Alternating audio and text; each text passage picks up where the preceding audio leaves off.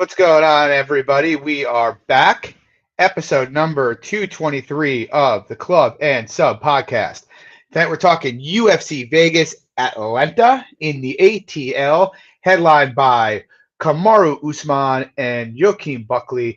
Really, really fun main event. Usman obviously not in his prime anymore, but it's a good main event. So I'm excited to talk about it, break it down. It should be a good one. Before we get into that, though, guys, drop a like, subscribe if you like the show. We'd appreciate it. Real funny story, real quick, something to keep in mind for the next time we decide to do a giveaway. So, 2 weeks ago, someone won our $200 giveaway, which was cool. Lags and I were happy about it. We like when people win the money that we're putting on the table. And Lag sends me the guy's name and his handle. I'm like, all right, cool. I get a message from a guy saying, hey, I won your giveaway. I PayPal's here. I can't wait to tweet about it. Thank you so much. I'm not really paying too much attention to it because I'm like, oh, who's going to just do that? So I send him $200. 5 days go by, and I get a message from the actual giveaway winner saying, hey, are you going to pay me? And I'm like, what? I paid you last Sunday. What are you talking about? And he's like, no, you didn't. And then I look and I realize, oh my God, someone scammed me. So that was good. Really, really fun. So we sent 200 to the actual winner. So it ended up being a $400 giveaway, and someone got some little rack got a freebie. But you know what? Is what it is. We move on. Let's talk about past weekend's card real quick. From a betting perspective.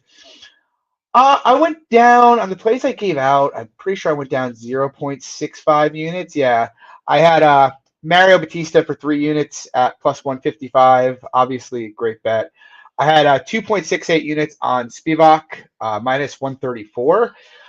I don't know, man. Like, I keep seeing a lot of people saying that was a bad decision. But like I was sitting there in the FanDuel Sportsbook with like Dogfather and Pepe, Wade, who's in the chat. What's up, Wade?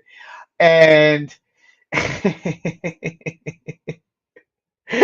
and as the fight was going on, I was like, yeah, Spivak probably on the criteria did enough to win the fight. Like he had the bigger moments, he had the takedowns. But I told him, I'm like, I think Waldo's gonna get it because like we see it over and over again. But like judges aren't watching this from the TV. They can't see that like 60% of Waldo's jabs are hitting his arms or like barely touching him.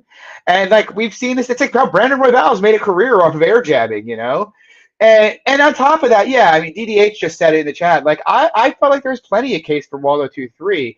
So like I bet him live after a round. Like I flipped off like half of my position. So I don't know. I don't really think it was a robbery. I think maybe Spivak, given that he competed on the feet, might have a bit more upside in that kind of fight than Waldo has. But yeah, I thought the decision was okay, honestly.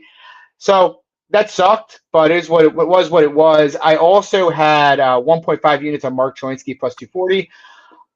It didn't work out, but like he got to some dominant positions in that fight. Would I bet it again at that number? I might bet it, maybe a little bit smaller, but he got takedowns. He got his back 3 times. He got to mount in round 3. Yeah, we always knew he was going to get beaten up on the feet if it was there, right? And, obviously his calf got ripped apart. But, I mean, honestly, I figured it would look something along those lines, if he didn't just dominate. So, whatever. And then I had the over 2.5 rounds in Lipsky and Kong Wang to win a unit at minus 118. This one was annoying. I did I did bet Holland at like post at like minus 180, which was nice, but I had the over 1.5 to win a unit at minus 162 and goes the distance for half a unit at plus 200. Kind of frustrating because obviously there was a lot of action in round 1, but it seemed like the pace had kind of crawled to a halt. Like Luque's chin seemed to be holding up fine. Holland's chin obviously is great. I was like, this is going to sail over. It's going to go the distance. And then Holland trips Luque. Luque goes for a single and gets guillotined. So that was cool. Was what it was. I also tailed Pepe and Dogfather small on the Gustafson decision. That was, dude, nice. Pepe hit that for like a small fortune. It was pretty crazy. So yeah, that was fun. But yeah, I mean, slight down. Hope we get back on the horse this week, but I don't really love this week. Lags, how'd you do? Yeah, I totally agree with you regarding this card. And yeah, talking about that fight specifically, that fight was a bang. The Chaos Gustafson fight. last week I only had one play, Chewinski at plus 240 for a unit. And yeah, to your point, just kind of looked a level below in the striking. And to your point, again, also got dominant positions later in the fight. So yeah, at that number, I'm fine with it. It closed plus 125. So yeah, I agree. And like honestly, one last thing from that, we'll talk the main event briefly. It's funny because like Merab dominated obviously and finished the fight, but I actually felt O'Malley looked really good in the fight. Honestly, like he was moving well. His strike seemed crisper. He defended takedowns a bit better. He got up a bit better. But like, there's just nothing like Merab that we've ever seen in MMA. Honestly, yeah. I mean, 8 minutes into the fight, I thought O'Malley was winning round 2, and I was just like, he's gonna lose. Like unless he knocks him out soon, like this pace is not sustainable for O'Malley, and we know it is for Merab. It was just crazy. I mean, Merab's the man. Like, what else can you say about it? Yeah. Any thoughts from you? And no, I was going to say the only other thing from this past weekend's card, though, that I do owe you for next weekend because I wasn't here this weekend at all was I do owe you 2 shots because I wasn't going to bet Patchy Mix, obviously, in that fight, but glad to see you came home with the bet, and I will do you 2 shots next weekend. It was nice. That was a fun cash. So yeah, let's jump into this card. Honestly, it's not a great card, but there are some interesting like action fights on it. So, it reminds me a lot of the pay-per-view, to be honest. You got a lot of big juice favorites, kind of untrustworthy ones to that point, also. But I mean, the pay-per-view was crazy. How much juice there was. I know, and almost all of them came home. That's the thing. Really. Yeah. Did any of the big ones slip up? No. Yeah, I didn't think so. Yeah, so that was off the top of my head. It was just Waldo, Gustafsson, and there was like one. I think those might have been the only 2 dogs. Honestly, I can't think of any. Batista. He beat Patchy like he owed him something. But yeah, first fight of the night here. We got Vanessa Demopoulos. She's coming in on short notice to take in on Jamie Lynn Horth. Horth originally booked against Teresa Bleda, which in my opinion was a considerably more compelling fight than this one is. Horth's a big favorite. She's minus 475. The comeback on Demopoulos plus 375. Obviously, the prospect of Vanessa Demopoulos fighting up a weight class on short notice against a bruiser like Horth doesn't seem ideal, given Demopoulos isn't all that skilled. Having said that, I do think the line could be a bit wide. I feel like Jamie Lynn Horth, what does she do really? Like I have been extremely anti Demopoulos, her entire career, and I don't know, and that's mostly because she's a bad striker, and she's terrible. She has no takedown defense, and she plays guard. But I guess Jamie Lynn Horth could come out and grapple fuck her, but Jamie Lynn Horth, pretty low volume striker. As a grappler, she's pretty sloppy in my opinion. She's the kind of woman who I could easily picture getting armbarred from guard. She's the kind of woman I could easily see getting sucked into the Demopoulos verse, where it's low volume. Vanessa throws a bunch of air punches, maybe lands one hard, and then pins her to the fence for a bit, and she steals around. She should have otherwise lost. But Vanessa's a scrapper, if for nothing else. I mean, so is Horth, but I just feel a lot of the wins Vanessa has on her resume already are much better than Jamie Lynn Horth. The size concerns me. The short notice concerns me. The fact that Demopoulos just isn't very good at much concerns me. But I don't know, man. Jamie Lynn Horth being minus after struggling badly with Ariana Petrovich and badly pulling that out, being minus 500 here just seems a bit insane to me. I don't know if I'll get to a Demopoulos bet, but I mean, historically, Demopoulos has been a great bet as an underdog. The market's always undervalued her.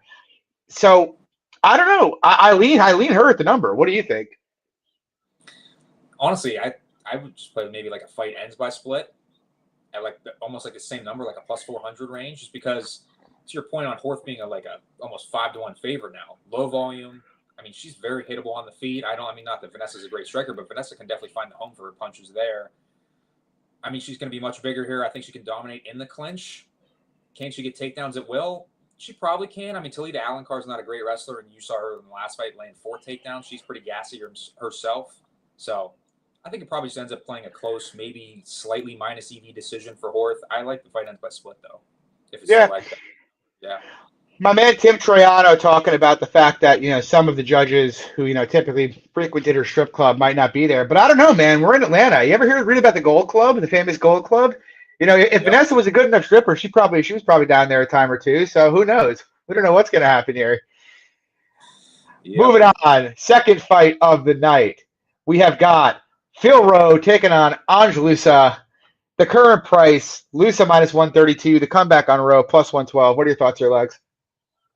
I can see the argument for both sides, really. Like, I'm leaning more on the Rowe side just because I think he probably has the more finishing upside, probably more durable of the two, much longer, can land those straight shots on Loosa. I mean, Loosa's pretty hittable on the feet. And to me, I mean, I think it's probably going to end up being a close fight. It's a minutes versus moments type of fight where I think Loosa probably can win the minutes. That is higher volume between the two. Cardio is probably similar. I don't think Loosa's going to have much wrestling upside, and I think that's really where it comes down to too. So I think I lean the Rowe with the number personally. I am having a hard time getting a read on this because I do like aspects of Loosa's game for this particular fight. You know, I don't think he's particularly easy to sub. I think he fights a lot more physically than Rowe does. I still, to this day, don't really like how vulnerable Rowe is if you get inside of his reach. You know, he's right there to crush every time. I do feel like there's a pretty pronounced, I don't want to say hardware edge for Loosa because I do think Rowe's the better hitter, but I think Loosa's a lot more durable than he is. Okay. And I think Loosa's a bit more of a dog, but also Phil Rowe, though, is, you know, he's a bit more skilled at everything. He's a better boxer. He's longer. He's taller. Hits a bit harder. Much more dangerous finisher on the mat. So I don't know. Like, I sort of think Rowe's more likely to finish the fight, but I kind of just trust Loosa's tenacity and physicality a bit more than I trust Rowe's. But yeah, I'm having a hard time getting a read on it. Like, I think this is like one of a few fights on this card that I think the distribution of possible hindsight outcomes could be pretty wide. Like, if you tell me Loosa just kind of runs over Rowe, you know, physically here, I wouldn't be shocked.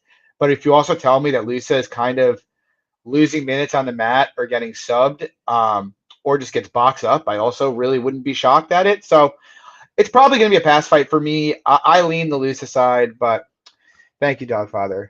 Thank you. And I'm hearing, is this official, Tim? Like, when you say heard, like, was this official before we don't break the fight down? Like, is this like, is Ricky being Jordan officially off? Can I get a confirmation on that in the chat from somebody? Is that like an official thing right now? I don't want to hear about fights being off. That it's off. Okay, all right, it's off. It's off. Yeah. Jordan's out. So, all right. What's up? I was gonna say it broke like a half hour ago, like almost an hour ago. All right. Well, that saves us the next fight, so that's good. Well, so we move on. Say quick thoughts or any hot take there on Simone versus Jordan? Yeah. Not really. I thought I would bet Ricky going into tape, coming out of tape. I felt like it's probably right. Yeah, Ricky a bit more KO upside, a bit more wrestling upside, but Jordan, Jank Lord, who could. His wrestling just looked kind of late to a degree. I think his wrestling would have been fine. I just don't think he would have controlled Jordan, to be honest. So, right. Yep. You know. Yep. Moving on, though, Cody Durden taking on Jose Ochoa. It could be do or die time for Cody Durden here. He's lost a few in a row, albeit to very good competition, but he's taking on Peru's Jose Ochoa, who's fighting out of Chutabox de Liga Lima. So if he is pissing green on fight night, nobody should be all that surprised. The current price is Ochoa minus 175. The comeback on Cody Durden plus 150. I think it's an interesting scrap. And I went into tape here thinking, you know, I'm almost certainly going to bet Durden. Ochoa's got one UFC fight. He's not as experienced. Kind of some red flags off his back. You know, Durden's an underrated boxer. Obviously, he's got good jiu-jitsu. He's a decent wrestler. And I came out of tape thinking it's Ochoa or pass. I haven't decided if I'll bet it or not. But, I mean, the thing is, I just feel like the hardware edge in this fight is gigantic. Like, Ochoa is much more durable. He's got much better cardio. He's much more likely to finish this fight on the feet.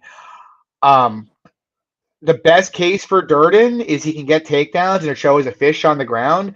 I have seen Ochoa in some grappling transitions, though, and he doesn't look like he's a fish on the ground to me. He scrambles pretty well. He seems to be a pretty skilled submission grappler. Now, I will say it is Chutabox Diego Lima, and like half the guys there have great get-ups, and half of them just play guard. But I feel like Ochoa is athletic enough he can work up here, honestly. And if it turns into a fight where like Durden kind of goes hard for takedowns early, and like even if he gets 2 or 3, but he can't consolidate them, I think it's going to get real bad for Cody because Ochoa's cardio is crazy. He's crazy durable and he's extremely dangerous. And if he can, then he's going to win the fight, right? Like I do think there are scenarios here where Durden could look like a decent sized favorite, but I just kind of think it's low percentage, and I just like what Ochoa at his age and at the gym he's at brings to the table in this fight. You're getting big cardio, big power, big durability advantages. That's a huge thing at minus 175. So I don't know if I'll bet it or not, especially given Ochoa's inexperience, but I do think I think he deserves to be a moderate favorite. What do you think? It honestly reminds me of similar goal we were just talking about with the Simone Jourdain fight, that if Durden can't consolidate and keep Ochoa down, I think it's going to be tough for him on the feet. To your points, again, much more durable on the Ochoa side, much more finishing upside. Just a lot more firepower coming back from that side. So I was leaning Durden, but I'm going to end up passing. Yeah, I get it. I wanted to bet Durden, honestly, but I just feel like, I don't know. We'll see. I'm not going to get there on Durden, though. If anything, actually, you want to know something? If anything, low key, I think there is a case for a Ochoa submission if it's priced well enough here. Because Cody is subbable. What? It's plus 750.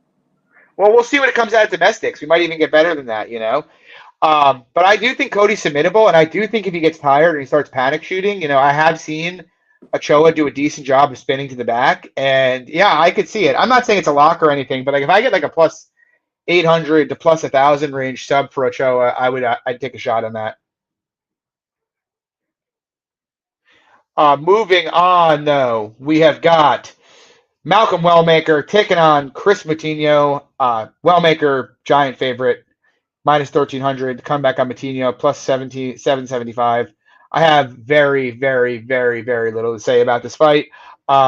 Maybe I'll bet Wellmaker KO1 or KO2, depending on the price, but it seems pretty obvious what the UFC is doing here. Late booking, and they have the hometown kid in Wellmaker who just won by spectacular finish on both Contender Series and in his UFC debut.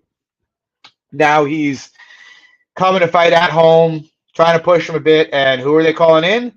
Chris Moutinho, back from the dead, to fight a pretty big puncher, and Moutinho has worse defense than Cameron Saman and a much worse chin than Cameron Saman.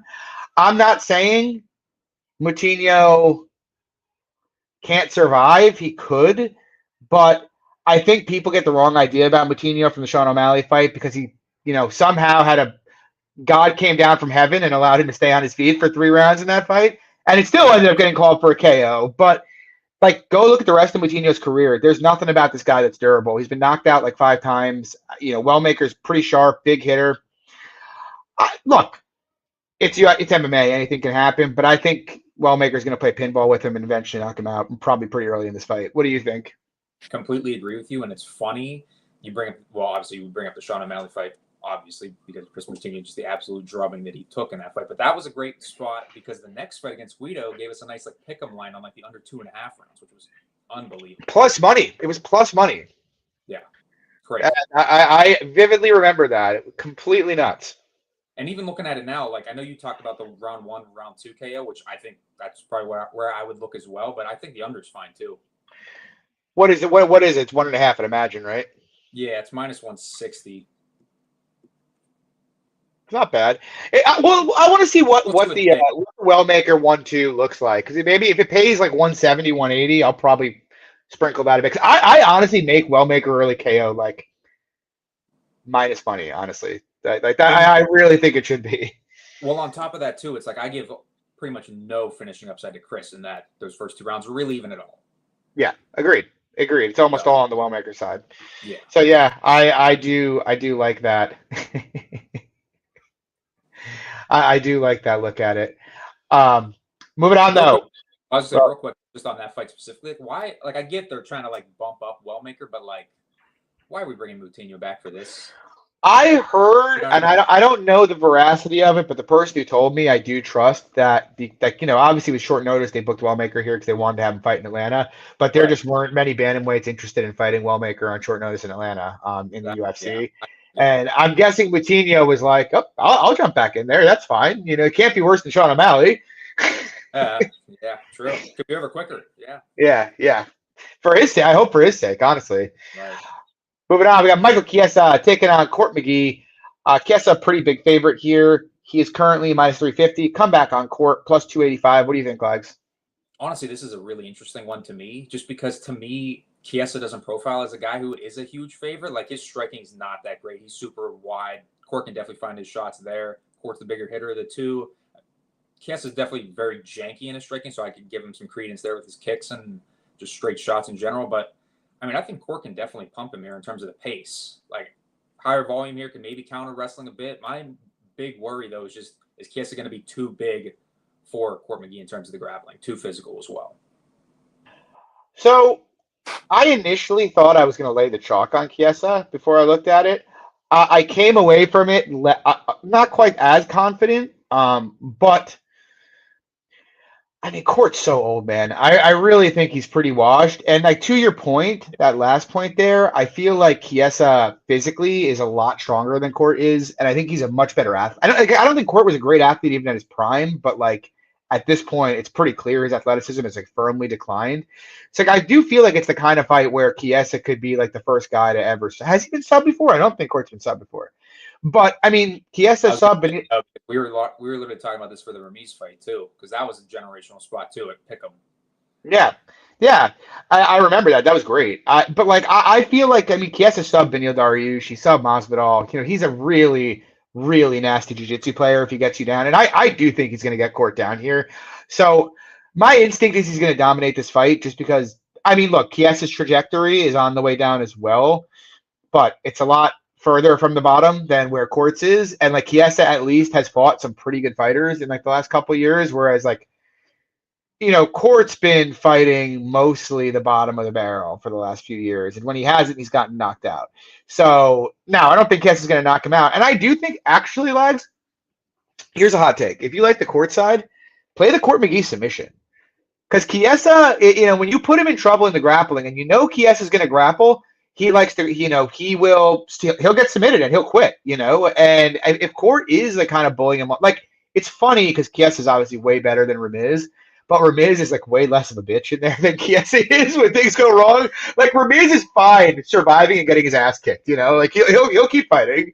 Well, I think that's what adds more credence to the Court side. Like Court is much bigger of a dog in this matchup. I think he's got the better cardio of the two. It just really comes down to the size for me. Yeah, he definitely has the better cardio. But I will say, Kiesa, I do think is one of those like confidence-based guys. Like when he gets his game kind of going, it's like you saw it against Griffin, right? As soon as he realized he could take him down, he became infinitely more confident about that fight. So yeah, I mean, look, I get the angle, and like 2 to 3 years ago, I'd probably be a lot more interested in Court here. But I think he's pretty done, but I mean, I guess we'll see. So I get it, but I lean Kiesa. I honestly maybe fight end sub. Is there an end sub line yet here? I was trying to look and see. Yeah, because that could be pretty. If that's like a plus 250, plus 300 proposition, I'd be pretty interested in that. Moving on. I said, yeah, agreed. Moving on, we got Bolato, Paul Craig. I'm going to keep it as short as humanly possible because we broke this down a couple weeks ago. Yep. I think Bolato is going to beat his ass. I don't think Craig can get him down. I think the hardware gap is huge. Bolato could maybe step on a banana peel and get guard sub by Craig, but he's younger, bigger, better, hits harder, much more durable, much better wrestler. I think Bolato pretty easily. I'm not going to bet the fight, but what do you think, Legs? Yeah, I don't think my opinion's changed from the last time, other than obviously like that the pull-out concerns for Bolato, but he should be fine here against Craig. Craig is honestly listen, I know the guy's got a ton of finishes in his career, but at this stage of his career, he's kind of harmless in my opinion. And I don't like him at 205, honestly. I liked him. He looked a lot more athletic when he was at the lighter weight, and he was in much better shape, clearly, when he was fighting at 185 than he is at 205. So we'll see, though. Moving on. Good fight here. Atomic Alonzo Metfield. Umar C. He's I don't know. I don't hear many people calling him the next big thing, but he does seem to get lined like he's the next big thing quite a bit. C's minus 550 here. The comeback on Metfield's plus 400. What do you think, Legs? I mean, the line definitely seems wild. I mean, on C, my minus 550, but I mean, I don't know, man. Going back and watching Alonzo's last couple fights. I mean, even just the last one specifically with Julius Walker, like the dude's cardio looked awful, man. It was awful. I know it was a high pace. I get it, but I mean, I think C can land the harder shots on the feet here. Alonso's super wide, super open to being hit, and I think C can find success in terms of the offensive wrestling. It's interesting. I'm going to have some kind of exposure to Metfield here. I don't know what it's going to be because I came into this thinking I'm going to bet Metfield pretty big. The price is nuts. And I do think the price is going to look nuts early in this fight. I really do. I don't think in round one, C is going to have an easy time either taking him down or holding him down. And obviously, you know, Metfield's fast, hits hard, pretty good pocket boxer. Certainly better than C in that realm.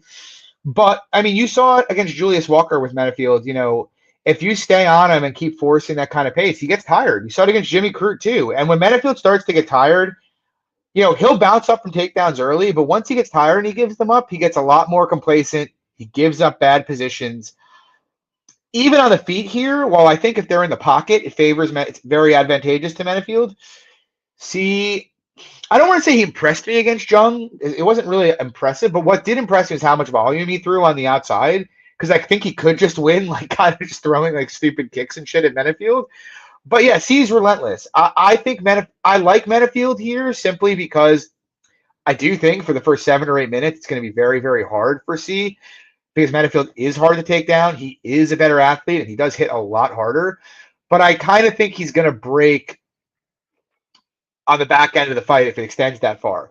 So I don't know. Like I don't know if I'll bet his money line. And if I do, it'll be very small, like 0.3, 0.4 units. But if we get like a big KO1 price, like maybe a plus 1100, plus 1200 type thing, plus 1500, that would interest me small because I think that's where most of Metfield's equity is in this fight, a lot closer to the front than anywhere else. So I do think Metfield's going to compete early in this fight, but I think if he can't, you know, put C's lights out early, he's eventually going to break and probably get submitted.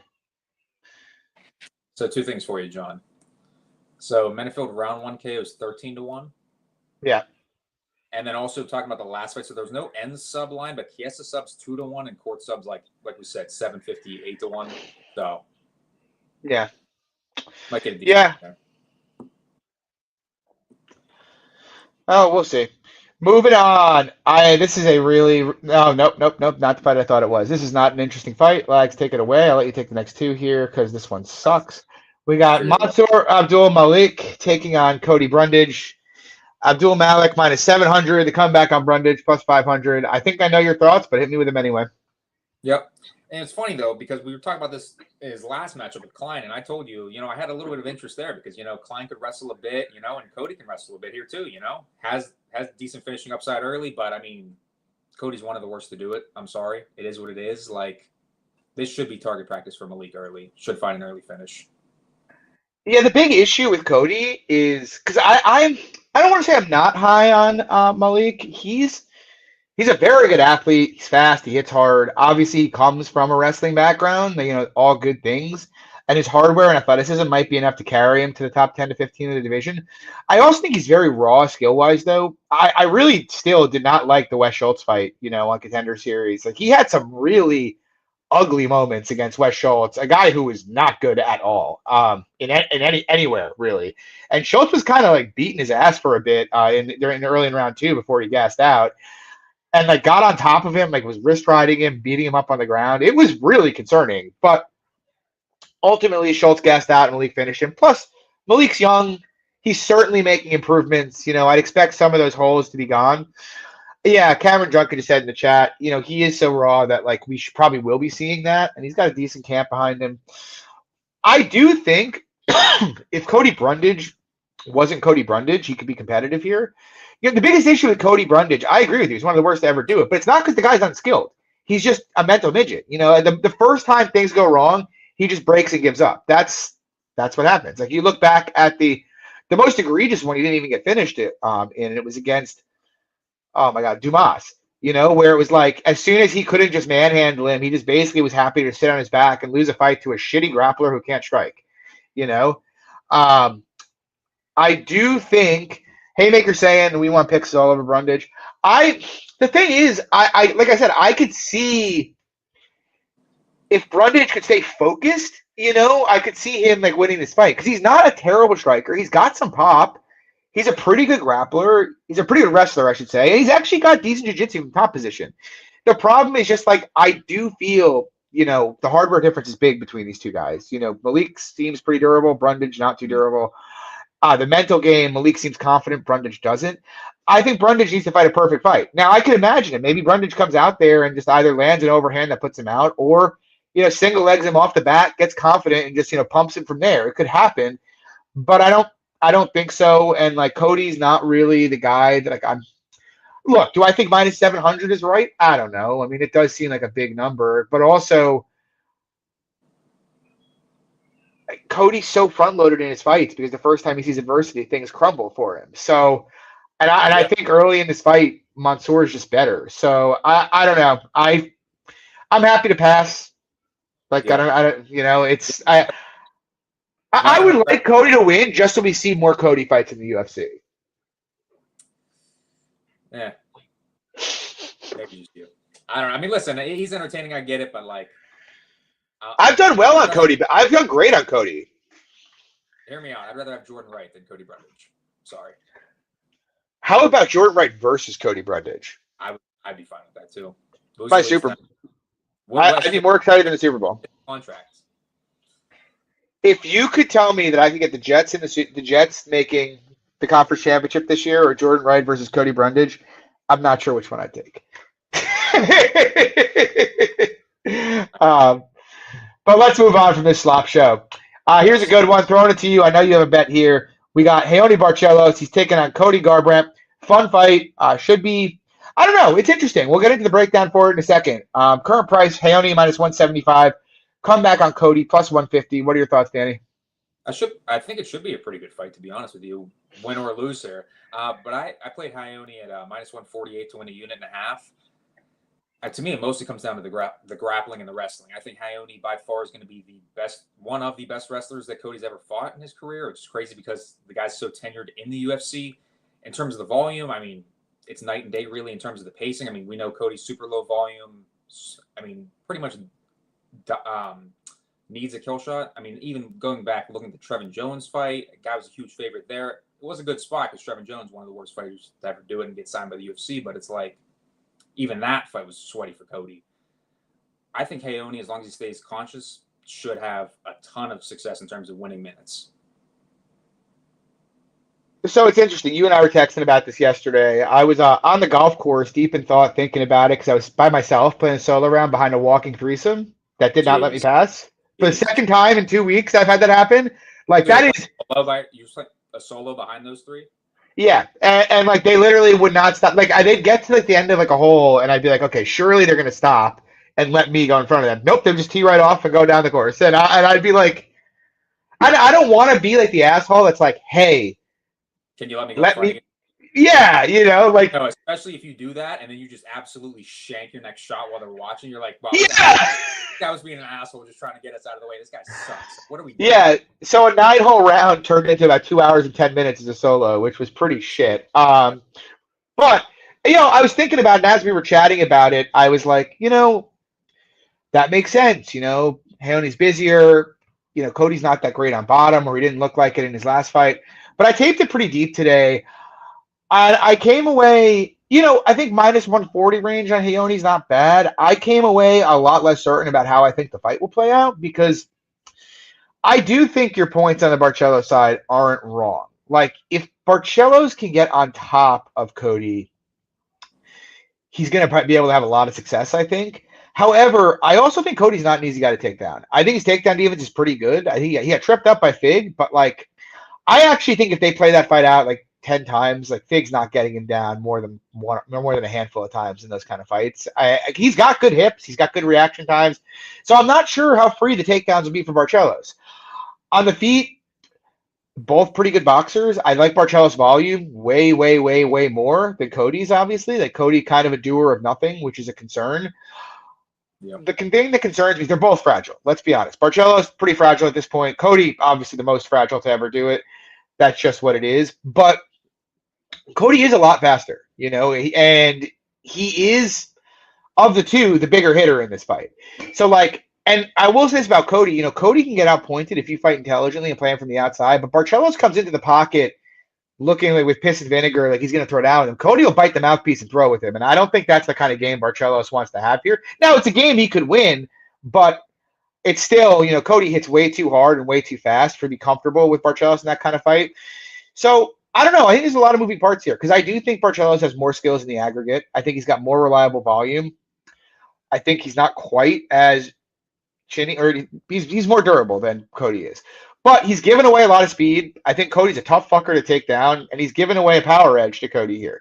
So I guess to me, at minus 175, like I favor Barcelos in this fight, but I think, at this point, when you're getting up near 65%, like you're kind of trying to pick up pennies in front of a steamroller, in my opinion, because it's like, under 6.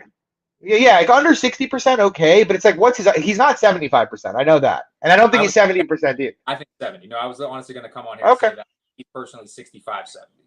Yeah. I feel like the value you're like trying to extract from the fight gets pretty thin up in like the minus 170, 180, 190 range. But hear me out, John. How about an under? The problem is though, is like, what if Barcelos is very cognizant of Cody's power? And this is the other side. This is the other thing to consider. And you just get like a very, very touch and go fight, where it's very low volume. They both land 30 strikes and, it goes to distance. Because we don't really know how he's going to approach it. What? I said a bit of the Sunsal fight, you would say? The Sunsal fight, the Trevin Jones fight. I think Barcelos, look how often this guy didn't used to wrestle ever, despite great wrestling. I think he's become very, very cognizant of how vulnerable he is in his later years, because he's been wrestling way more every single fight these days. So like I could see it being pretty touch and go, honestly. I could. So I don't know. I think Barcelos has more skills. I think he's got the grappling upside, but he is giving away some athletic advantages to Cody and a power edge to Cody. So at minus 175, I'm cool with passing it. That's fair. Moving on, we got Edmund Shabazian, the Golden Boy, taking on Andre Petroski. Current price Shabazian minus 185. The comeback on Petroski plus 160. Honestly, like I'm gonna pass, but like part of me wants to bet Edmund here, dude. Really? Petroski fucking sucks, man. Like his striking is amongst the worst in the division. He's fragile. He's slow. He's fucking gassy. Like this guy. When he's at range with Edmund, he's going to be getting absolutely lit up. And the thing is, like, it kind of reminds me somewhat of, Batista Mix yesterday or on Saturday. I kept hearing everybody talk about after that fight, why didn't Patchy wrestle? And it's like, because he was fighting a guy with way better footwork who was pressuring the shit out of him, and he's not a great open mat takedown artist. Like, I don't think Petroski's got the hands or the threats to really back Edmund up here. And so if Edmund's pressuring him, I don't think Petroski's going to be getting takedowns if he's on his back foot here. And if he's not getting takedowns, he's going to get picked apart and probably finished. So why am I not betting Edmund Shabazian? Because it's fucking Edmund Shabazian, man. Like this guy, even the cardio, I think, is almost all in his head. Like you look at the Mearshart fight, he looked totally fine until he got taken down. And then he just completely collapsed. That fight was hilarious. I mean, that's another like that's a really, really forgiving matchup for Edmund, really. And to fumble it in the manner that you did, kind of crazy. Now, don't get me wrong, Petroski I don't think is near the threat in terms of the striking. And not that GM3's got great striking, but much better than Petroski. And in terms of the grappling, I mean, GM3 is a much bigger threat to finish. I agree. And, sorry, cut you off there. I just think unless Petroski's holding him down for 2 rounds or finding a finish on the mat, I mean, I think Edmund is the side. Yeah, I Petroski. So like I feel that the issue I have is like you even go back to the Anthony Fluffy Hernandez fight. Edmund won round 1 unanimously in that fight. Fluffy had a really hard time getting him down, and even when he did, Edmund was popping right back up and then just kicking his ass. And like we know, Petroski is not going to bring the pace to Edmund that Fluffy did. On top of which, you look at the guys Petroski's been wrestling recently. It's like, what's his name? Josh Fremd, Dylan Buckner. I bet Fremd. Yeah. Yep. You bet Fremd? I did. Yep. Yeah. I look at like Petroski, he's not beating good fighters. Even like the Turman fight, he's like paddock wrestling gassed out and somehow janking that decision. I don't know. Like, I can see Petroski getting takedowns and potentially controlling Edmund as Edmund starts to slow. But I still question, even in round 2 and round 3, whether or not, because Petroski's going to slow too, whether or not Petroski's going to be able to keep Edmund off the front foot here.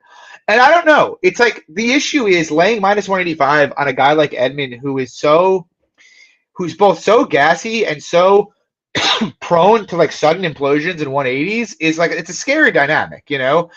It's like I probably won't lay it, but I do think Edmund's a lot better than Andre Petroski. I feel the market is looking at Edmund lose to like dangerous finishers and really good fighters, and like Petroski beat a bunch of bums and be like, oh, Edmund's been grappled before, surely Petroski can, and then he's gonna come out there, get pressure, and get knocked out like the Pereira fight. Actually, again, it's another one where like if we get a decent line on like KO 1-2 for Edmund on domestics, I'd be interested in it. I probably won't lay the juice, but if we get like plus 300, plus 400 early, I think I'll take a crack at it if it's like 400 for 1 and 2. What do you think? No, I completely agree with you. And you know what's funny? I was just looking at some of the other different prop lines. What do you think, without even looking, what do you think his ITD line is? Edmund? Minus 140, minus 130. Yeah. Yeah, which is the thing that sucks, right? Because it's like I'd want 400 for 1 and 2 combined, and it's probably not going to be that. It's probably going to be like 400 for round 1. You know, I don't even know if you're going to get that, to be honest. Over like plus 110. Oh, really? 1.5. Yeah. Interesting. It's going to be like maybe plus 250. KO. I could almost just bet Petroski in the under. Like it kind of covers you on, but well, no, because of course you do that. Edmund's going to knock him out at like the 4-minute mark around 2. But I would need a better number to bet Edmund personally. If it was better than minus 170, I'd probably get in on it. But pass for me. I think the line's fine. Yeah, my instinct is it should be wider, but I don't feel passionately. Like if I lose, here's the thing. I had a good conversation. 185 minus 190 on Edmund, you're just going to be kicking yourself, you know. I had a Lucky Tim's in the chat, and he was with us at FanDuel, and like I had a good conversation with like him and Dogfather about this, and he was basically like, "Look, if you make a bet that you know you're going to be like super, super, super unhappy with yourself about when you lose, don't make it." And like that's kind of how I feel here. I do sort of think Edmund's value, but if I bet fucking Edmund here and he implodes against Petroski, like I'm going to want to like jump up. Yeah, I'm going to jump off the George Washington Bridge. Yeah. That's what's going to happen. That's a great point. And on top of that too, I always say too, like, if you don't want, like thinking about a bet, if it passes, are you going to regret not having that? Yeah, and like I won't even be that happy if it wins. You know, I think I'll be right. Much more upset losing Edmund at minus 185 against a wrestler than I will be winning on it. You know. And in those kind of situations, pass. Pass. I agree. I'm with you. Yeah. Moving on, co-main event of the evening. This is a pretty shitty match. Pretty shitty matchmaking, in my opinion. We got Rose Namajunas taking on Miranda Maverick. Current price, Namajunas, 245. The comeback on Maverick, plus 210. What do you think, your legs? Well, this one to me definitely seems like one that the We Want Picks guys would want to play Maverick here. Just an absolute public dog, it seems like to me. But I think Rose handles her pretty easily, personally. Like in terms of the striking, much better striker here. And in terms of the wrestling, I think Rose can hold her own. I think Rose fucks her up pretty easily, personally. I think Rose's wrestling issues are pretty overstated. You've seen pretty clearly in her last, like, 5 or 6 fights now that she's a pretty decent counter wrestler. And while she's fresh, she's not easy at all to hold down. 5-round fight, I might have more interest in taking a poke at Maverick and seeing if she could maybe tire her out. But 3-round fight, Rose is an infinitely better striker. She hits harder. I think she's actually the more dangerous submission grappler of the two. I think Rose can get her own takedowns here and get to dominant positions, to be honest. Obviously, she's fought the higher level of competition. Yeah, I don't have much to say about it. I think Rose 75% is fine. Like, I'm not saying she should be like minus 500, but I think she's the better fighter everywhere. You know, cardio bad enough and enough of a mental midget that it's like, minus 240 on her? No, but she should win this fight. Yeah, to your point, being a 3-round fight, much better for her. I agree. I completely agree. And that brings us on to the main event of the evening. It's the only bet I have so far. I don't know if I'll add any others or not. I don't really love this card for betting. We have Kamaruddin Usman taking on Joaquin Buckley. Current price, Buckley minus 265. The comeback on Usman plus 225. I did bet Usman small here, 1.5 units at plus 225. I wouldn't say it's the most passionate take I ever had in the world. Like, I'm pretty high on Buckley these days. I obviously tried to fade him with Colby last year, and it went horrible. And it seems very clear that the UFC is trying to do something similar here. You know, Buckley's kind of hot in the streets. They're trying to push him. He's fun, charismatic, explosive. And so they give him old ass Colby to beat up, you know, in a main event. And now they're Yep. giving him old ass Kamaru Usman. It seems like very clear, like the ideal outcome here for the UFC is Buckley beating Usman. Having said that, and like going into tape, I didn't think I would bet the fight. It was just like, you know, there's so much downside on the Usman side. Like, do I really want to get involved? But what I ultimately came out of it with is like, all right, if this fight was 3 years ago, Usman would be minus 300 here. You know, and the last relevant data points we have of Usman fighting are 2 fights with Leon and a fight with Chimaev. And I think the Usman from those fights is a pretty firm favorite against Buckley. Now, I will say, or I shouldn't say firm, the Chimaev fight, he looked pretty bad. But even the guy who fought Chimaev, I would think I would still favor against Buckley. Probably like minus 125, minus 140. I don't know what we have in Usman now. Obviously, it's a year and a half later. He's 38 years old. I thought he looked pretty slow against Khamzat. You know, like that was concerning. And Buckley obviously is going to have a very, very big speed edge in this fight. It's probably his biggest advantage in this fight. And so, like, there's a chance Usman's just washed. The thing is, like, you go look at their striking metrics. Usman's got better striking metrics, much, much busier, you know, on the feet. He's got much better grappling metrics. He's simply a better wrestler than Buckley. I don't think he's going to have a ton of wrestling success here. Like, he could land like 2 to 4 takedowns, but I don't think he's going to get a ton of control with those takedowns. But, you know, he is the better grappler. He's got much better cardio than Buckley does. He's also much, much, much more durable than Buckley is. And the power, I lean Buckley, but it's not by a giant margin. You know, Usman's only been knocked down once in his career, and it was that head kick against Leon. Buckley's been dropped and finished a few times. I think he's been knocked down 5 times in his career, or 4 times in his career, if I'm not mistaken. So, I mean, Usman, he's fought the better level of competition. He's got better metrics. He's got better cardio. He's got better durability, and he's plus 225. Now, we know why. At the end of the day, he's freaking old, right?